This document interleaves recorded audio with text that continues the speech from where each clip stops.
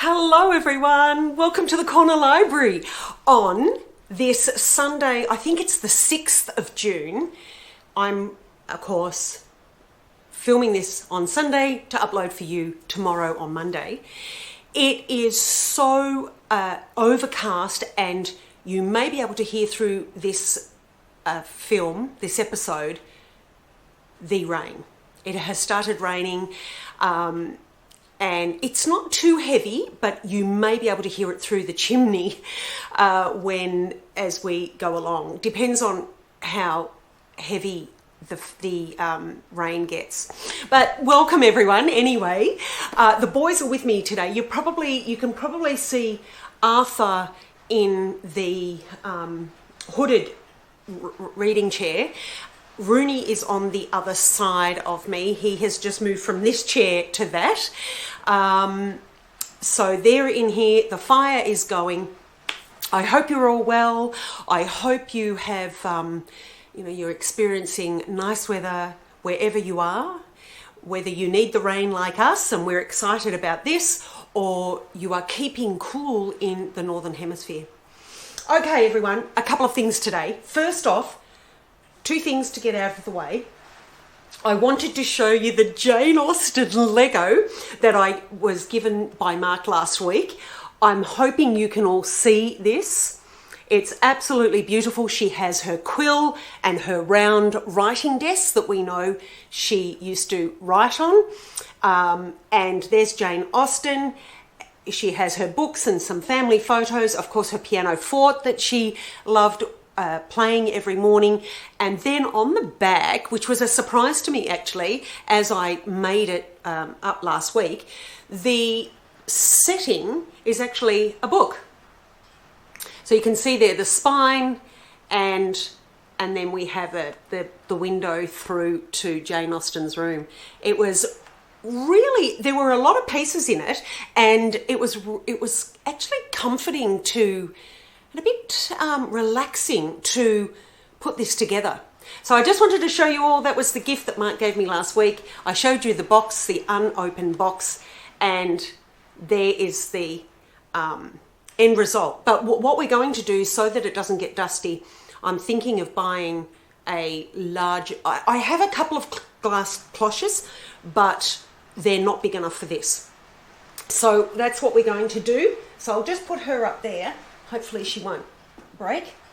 And the other thing, before we get into what today is all about, I finished reading The Cardinal by Alison Weir. This was absolutely brilliant. I can't recommend it enough. We get, Alison has taken the historical value, the historical information and documents, and contemporary writers, the information that they also have about Cardinal Wolsey. And then she's added her own or his own internal dialogue to the mix to make it a very human, warming, emotional read. It was, although we know the ending, she wrote the ending in such a way that it was really original. And look, I loved it. I really enjoyed this and I recommend it. Alison Weir is a brilliant writer in historical fiction and quasi-biographies, but this one was exceptional. I thoroughly enjoyed it. So I just wanted to let you know that. Now, for today, what I wanted to do today was go over some of the novels that have really made a mark on my life. And that they've inspired me or comforted me, changed the way I read or the way I write or the way I view authors. When I thought of that this morning, I realised that was going to be a rather large task. We were going to have too many books. So I limited it down to choosing those books from one of my bookshelves around the house, one bookshelf. I excluded all, I don't think I have any classics, but I've excluded all classics and I think I have a couple of modern classics here, but I've tried to exclude all classics. So Dickens, Anthony Trollope, even Elizabeth Jane Howard, Rosamund Pilcher, all of those. I've excluded all of those, and Austen as well. I've also excluded my favourite genre, which is the comfy, cosy crime or mystery, murder mysteries. They were also excluded. So I decided to choose from one bookshelf also those novels that I have read in the last 10 years or that I have reread in the last 10 years. And couldn't be classics, couldn't be comfy, cozy crime, and that genuinely changed the way I think, I read, I write, and even some aspects of my life, whether that be the way I eat or the way I view food or the way I view people. So I really try to limit it down. Now, as you can see, we still have a few. So what I want to do, so that we are not here forever and a day, I will just show you the novels, give you a very brief indication of who and what they're about, or at least who the authors are and what they inspired in me. So they have to be either inspiring, comforting, yeah, let's put it down to that. Inspiring, comforting, enthralling, change my knowledge base as well. So let's go through them. Now, I think I may start with the Australian ones first. And this is not a limited list. We could go on and on. This is from one of my bookshelves. Okay? So, don't think that these are the only ones. These are read in the last 10 years or reread in the last 10 years. They are from one of my bookshelves, and they have to have genuinely touched me. My soul, my heart, my mind. Okay? So, let's get into it. The dastardly glasses make their appearance. Anyway, let's go, everyone. The other thing I must let you know, it probably is a little bit darker in here because it is so overcast. I have all the blinds up, so you'll probably get reflection off off my glasses, so I'll try and keep them off my face as much as possible. And I've had to really light up the room with candles and lights and action. So, okay, let's go, everyone. One of the ones that I absolutely loved that is a bit of it has historical facts in it. It is Australian. It is a children or young adults children's book, really. This is The Grandest Bookshop in the World by Amelia Malloy. Australian story about Coles Bookshop in Melbourne in the 1800s. But she has adapted it into a magical story for children. I loved it. It really expanded my knowledge of Melbourne because the bookshop in Melbourne at the time in the 1800s was actually the biggest bookshop in the world. It had not only thousands of books, but it had a mini circus, its own orchestra, a cafe. It was huge. It was, I think it was 3 or more stories high. It was absolutely huge. So that is definitely a book I would recommend. I'll put that on the ground there. Okay, the next one is also Australian. All of these I recommend. If you haven't read them, look, I know we're all different and we will all have we will get something different out of these novels. Also, some of you may not have enjoyed them or you may not enjoy them. That is what reading is all about. That is what writing and reading is all about. But I want to show you the ones that have made an impact on my life. So, the next one is The Lost Flowers of Alice Hart. This is by Holly Ringland. Absolutely beautiful.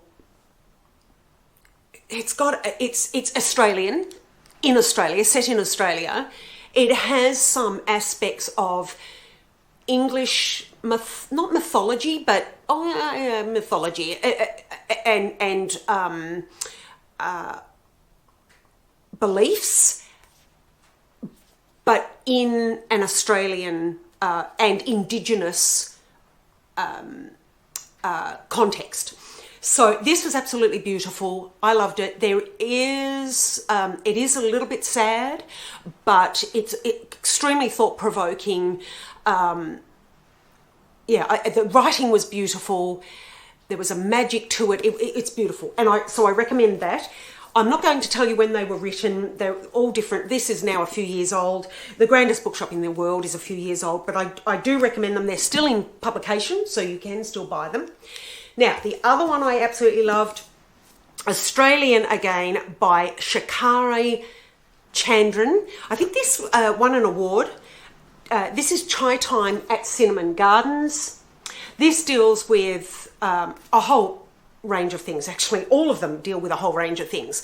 And this is why they have been so inspiring for me and changed the way I think or I feel or I write or read. This is mainly about racism in Australia, but there's more to it.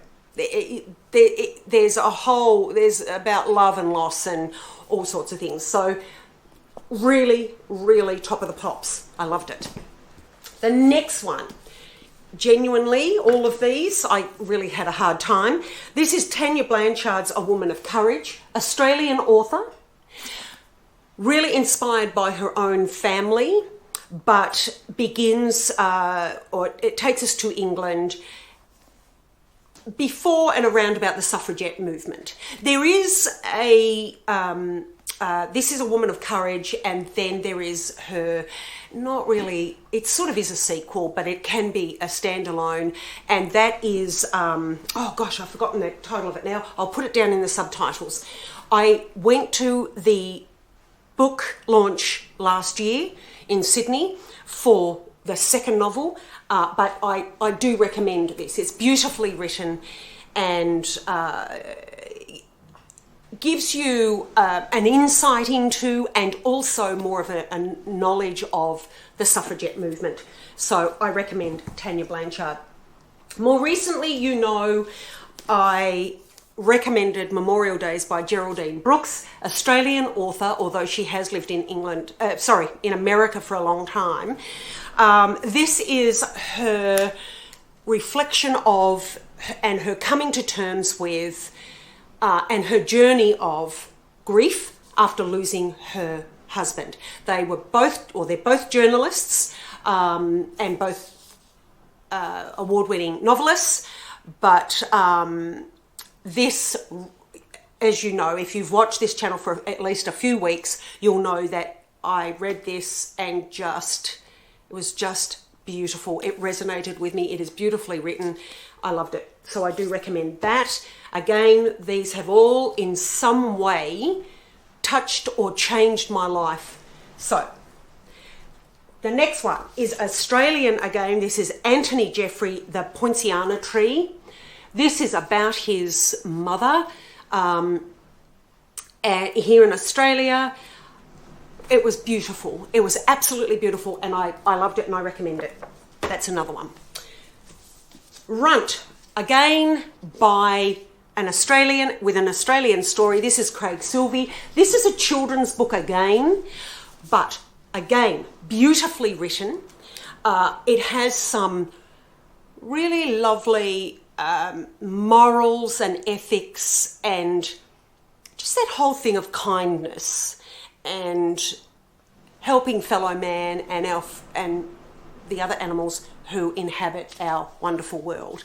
I loved it. This has been made into a movie. I really wanted to see it, but I haven't seen it yet, and it's probably now left the cinemas. I will have to wait until it comes out, where it may stream on YouTube or something, or one of the channels. But I wanted to see it, I just didn't get time to see the movie, but the book was absolutely beautiful, and I do recommend this for everyone, for all adults. All of these books I recommend, if they're children's books or young adults or adult books, I recommend them all. We need to read them and be inspired by them.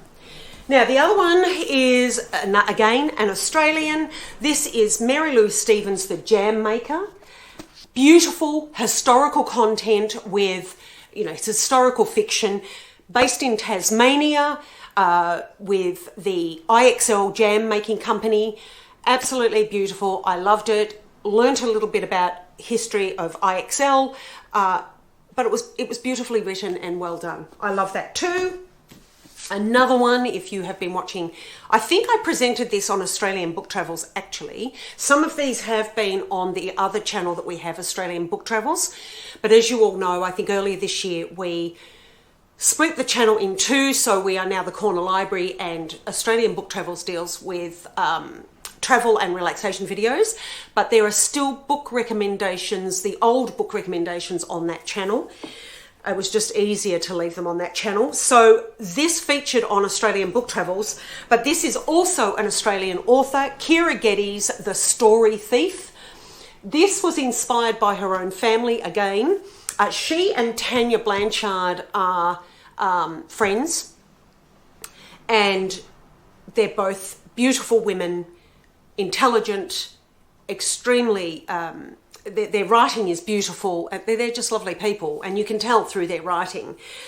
The Story Thief is a story that we go back to late 1800s, early 1900s in Australia, and it runs parallel with the story Henry Lawson, who is one of our famous authors from the 1800s.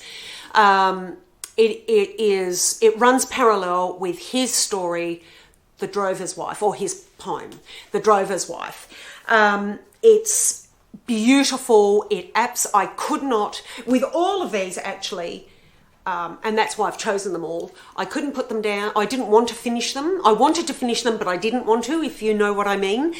And I couldn't put them down. I kept reading and reading. They just captured me. They captured my mind and my soul and my heart. They're absolutely beautiful, and I recommend that one. So that's it for the Australians. Let's get into the others.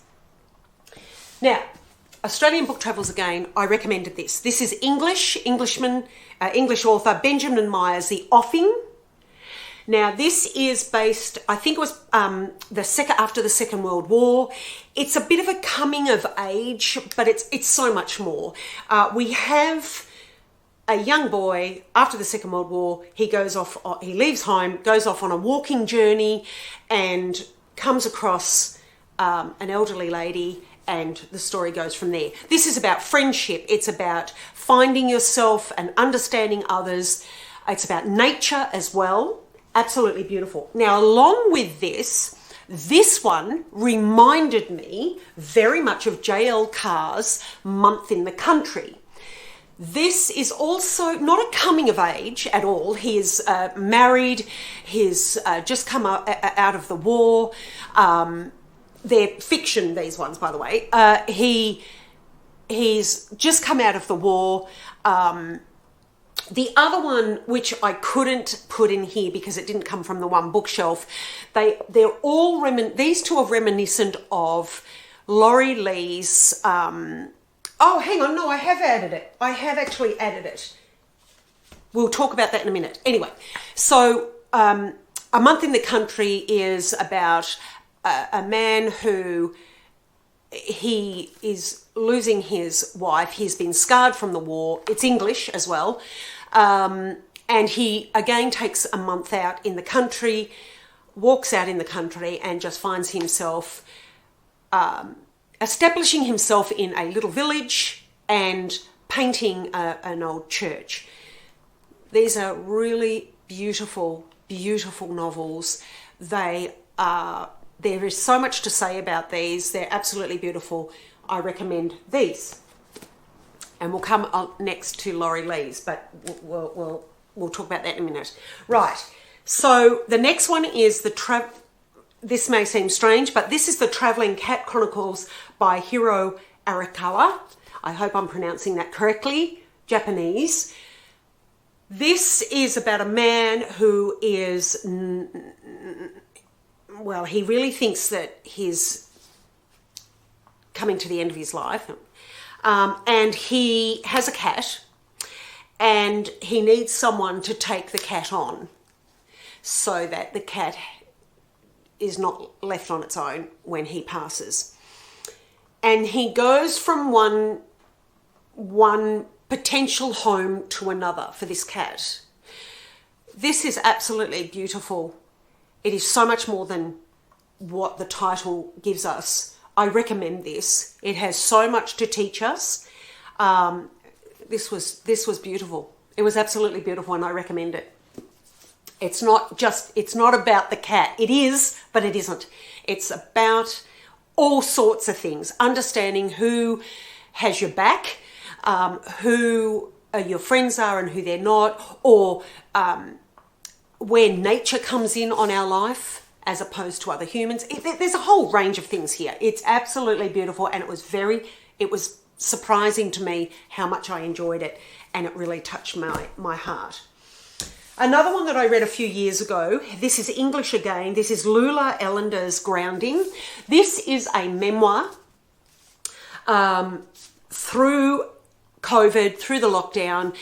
Lula loses her mother, and she runs that parallel, the loss of her mother and the grief. She runs that in the context of her garden and the fact that she and her family are renting a home and they could possibly lose it. So all these three aspects in her life, in one span of COVID and lockdown, she draws parallels with. It's beautiful. I absolutely love this. I read it a number of years, or well, certainly, as I say, in the last 10 years, but this, I think I read it about 3 years ago. It's absolutely beautiful, and I do recommend it. Another one that I read just recently, and I did suggest it on here, is There Are Rivers in the Sky by Elif Shafak. Absolutely beautiful. Again, runs a parallel between water and relationships, and how one drop of, in this case, one drop of rain can change lives. But that's really an analogy. So I recommend that. Now, more recently again, I suggested Michael Morpurgo's Spring.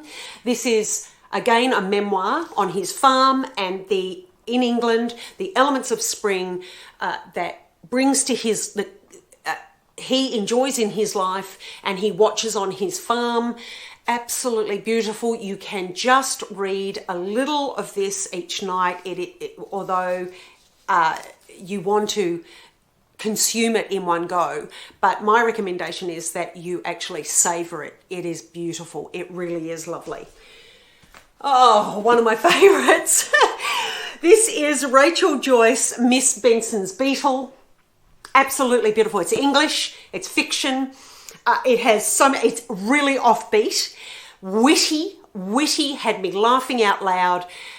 There's a bit of mystery, there's a bit of shenanigans, a bit of naughtiness, and just that shedding of normal life and just going right off piste.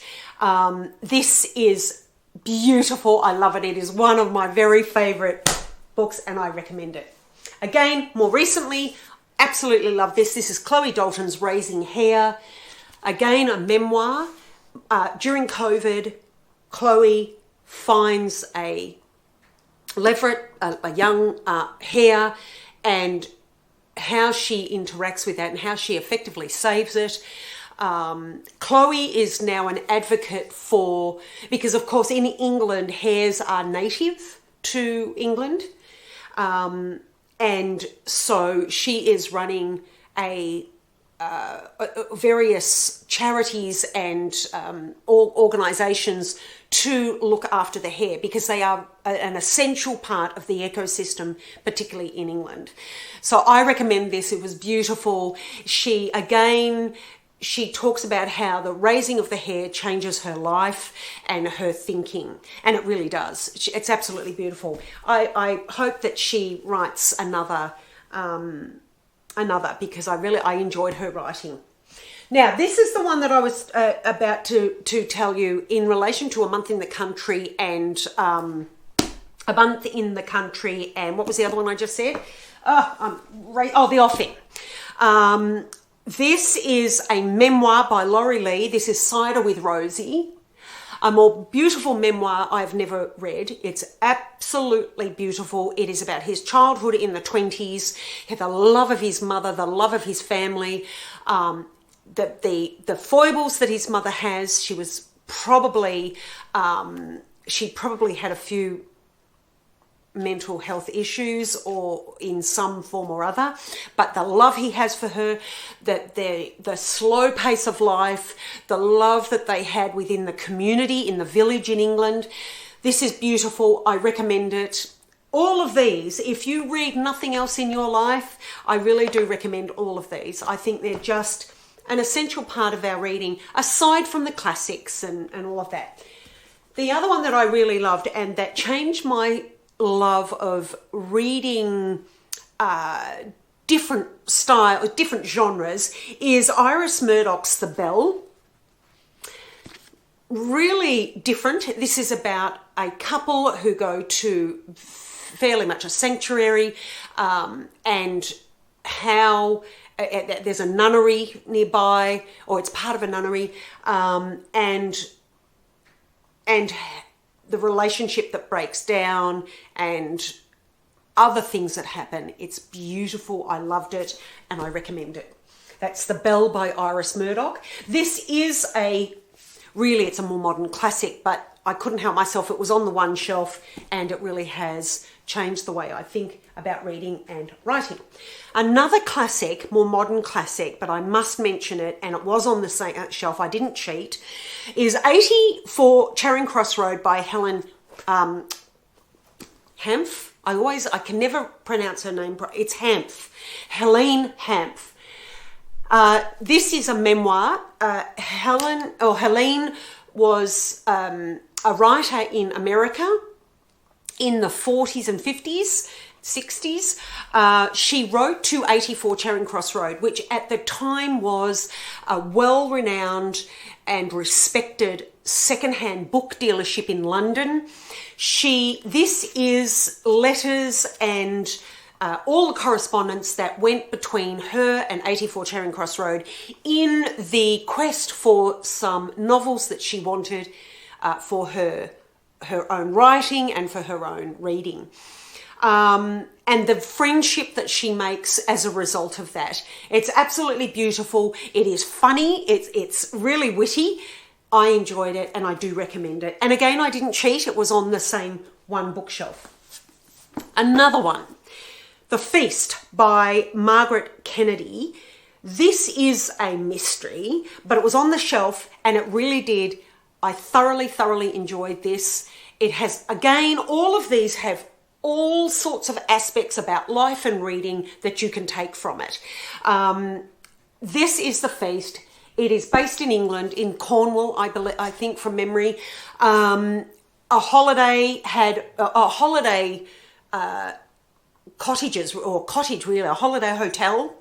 and there is a bit of a mystery. It's all of these are original in their premise and in their plot.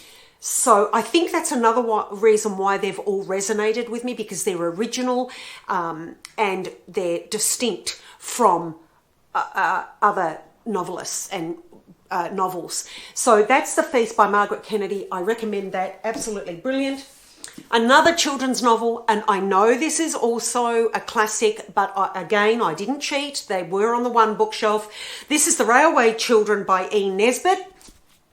I recommend everybody read this. It's beautiful. It has some morals and ethics behind the story, but it is a comforting read. It's just beautiful, everyone. I loved it. So that is The Railway Children by E. Nesbitt. And of course, last week, I think I told you about Virginia Woolf's Mrs. Dalloway. It was on the same shelf. I know it's a classic, but it did change the way I read, and also more of an appreciation for Virginia Woolf. I loved this, so I recommend it. And one of my very, very favourites, but I know it's a classic. All of these two, even though some of them are classics, and perhaps you've heard of them, a lot of people haven't. And so that's another reason why I've chosen these, because they're not like Charles Dickens or Jane Austen or even Anthony Trollope is not that well known. But, you know, your Elizabeth Jane Howards and all that, they're not, these ones are not always known, even though they should be. This one probably is. This is Elizabeth von Arnim, The Enchanted April. Now, Elizabeth von Arnim was actually an Australian, but she spent a lot of time, in fact, the rest of her life, overseas. But she was an Australian. And this is The Enchanted April, one of the most beautiful novels, again, that I've ever read. It changed the way I read. It's comforting. It's inspiring in some ways. It's also a little bit of ahead of its time, because it does include women's independence, or the breaking away of women's independence. This is in the 1920s. It's set in the 1920s, and four women go away to Italy and have a holiday. It's brilliant and I love it. It's about love and women exploring their freedom and breaking away from the norms. Yeah, it's beautiful. I love it. So that's that.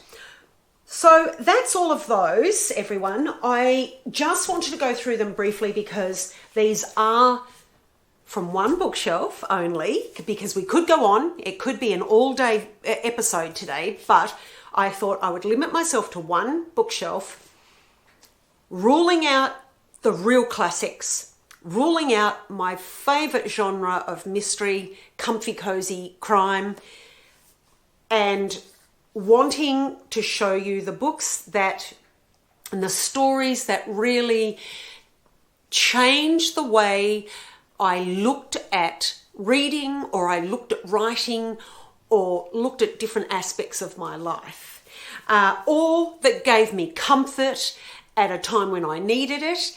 And in fact, you know, I'm not just going to limit it to when I needed it. I think that a lot of these are comfy reads at any time.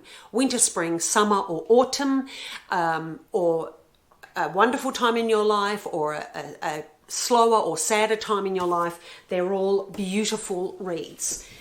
So I recommend them all. I think some of them are a little bit offbeat. They're Travelling Cat Chronicles. Some of you may think, what is that all about? What is she talking about? But I do recommend this. It was a beautiful, beautiful read. That's what I liked about a lot of these. As I say, a lot of them are not in your face. They're not directly telling you what, where, or how. They're allowing you to interpret. They're giving you a story, but they're allowing you to interpret it the way that you want to or feel comfortable doing, or as you see it. And others are about beautiful stories encompassing other aspects of life, like whether that's the Australian stories, like The Story Thief, running parallel with Henry Lawson, one of our famous authors. They're just all beautiful, beautiful novels, and children's novels too. So that's it. I think it's a short one today. I don't know how many minutes this is, everyone. It doesn't really matter anyway whether it's short or long. I just wanted to really bring these to your attention. I do believe the Poinciana tree is not that well known at all, but I do recommend it. It's lovely. And yeah, and Memorial Days. Oh, they're all just beautiful. And they're novels that definitely I will keep. You know, I very rarely give books away. I do give books away, and sometimes I've given boxes of books away over the years.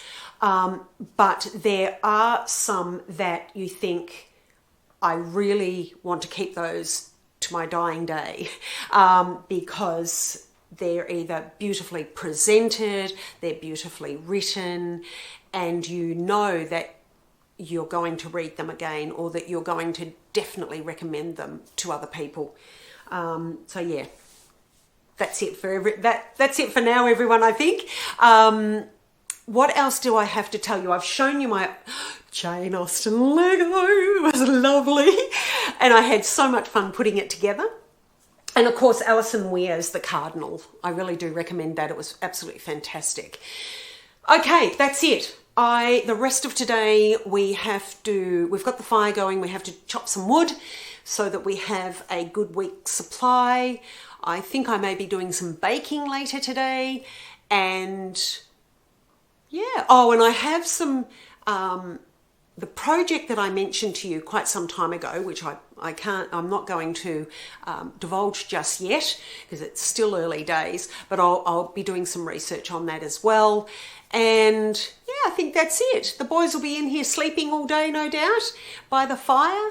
And yeah, and then I think we'll just hunker down and keep warm.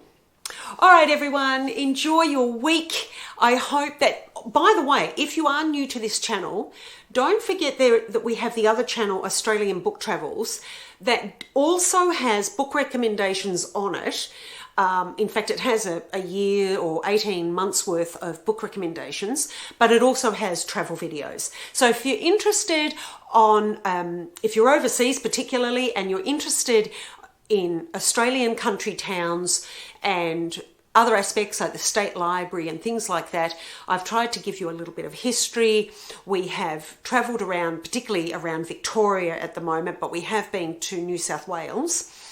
And that will give you an insight into some of the history and some of the really wonderful Australian country towns that need our support and our visits. So yes, if you're new to this channel, please do have a look at Australian Book Travels, because that not only does that have the old book recommendations, but it will give you an insight into Australia as well. That's it, everyone. I'm going to go upload this for you tomorrow. Enjoy your week. I hope to see you either on Australian Book Travels on Saturday or at the Corner Library next Monday. I think I've remembered everything. My mind's saying you've forgotten something, but no, it will just have to wait. You know what it's like, everyone. I said that last week. Always, I get off the camera and I think, oh, I should have said that. But it doesn't matter. If it's important enough, I will remind myself to let you know. Okay, take care, everyone, and I shall see you next week, whichever channel, for whichever episode. Take care, everyone. Bye for now.